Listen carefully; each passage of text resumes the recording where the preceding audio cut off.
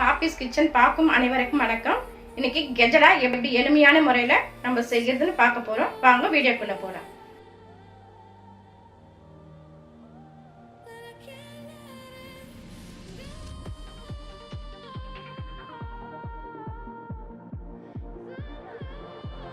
இதுதான் गाइस தேவையான திங்ஸ்.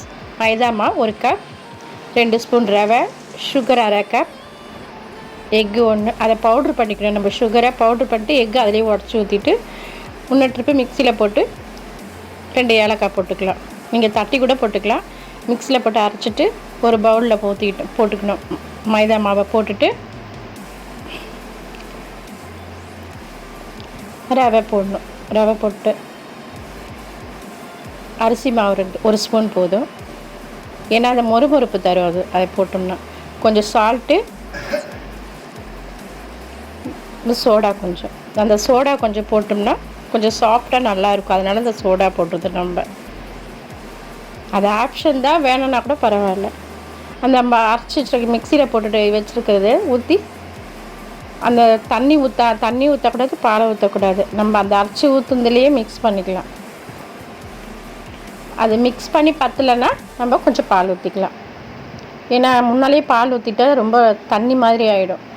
அதனால் நம்ம அளவு பார்த்துட்டு ரொம்ப கெட்டியாக இருந்துச்சுன்னா கொஞ்சம் பால் ஊற்றலாம். நீங்கள் அதிலே ஃபஸ்ட்டு மிக்ஸ் பண்ணி பாருங்கள் எப்படி இருக்குன்னு. ஏன்னா சுகர் இலகனையாக ஆகும், அப்படியே தண்ணி மாதிரி ஆகும். அதனால் கொஞ்சம் பால் ஊற்றிக்கலாம். அப்படி நல்லா மிக்ஸ் பண்ணணும், கட்டி இல்லாமல்.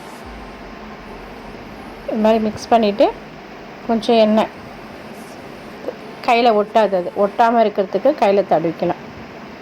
அது உருண்டை பிடிச்சி நம்ம பிளேட்டில் வச்சுட்டு, டீ கடையில் கூட கெஜ்ரா பார்த்திங்களா, அது நம்ம சாப்பிட்றதுக்கு போல் ஆசையாக இருக்கும். அதை நம்ம செய்ய முடியுமா என்னன்னு நம்ம நினச்சிருப்போம். நம்ம வீட்டில் கொஞ்ச நேரத்தில் சுலபமான வேலை தான், நம்ம செஞ்சு முடிச்சிடலாம். அது சூப்பராக இருக்கும். இது மாதிரி உருண்டை பிடிச்சிட்டு நம்ம ஆயிலில் போடணும். நீங்கள் இதெல்லாம் கட்லாம் பண்ண தேவையில்லை. நீங்கள் அப்படியே போட்டாலே அந்த சூட்லேயே நல்லா ஸ்லிம்மில் வச்சு போடணும். ரொம்ப ஹை இதில் வைக்கக்கூடாது.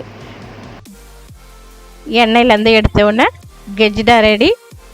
அடுத்த வீடியோவில் பார்க்கலாம். பாய்.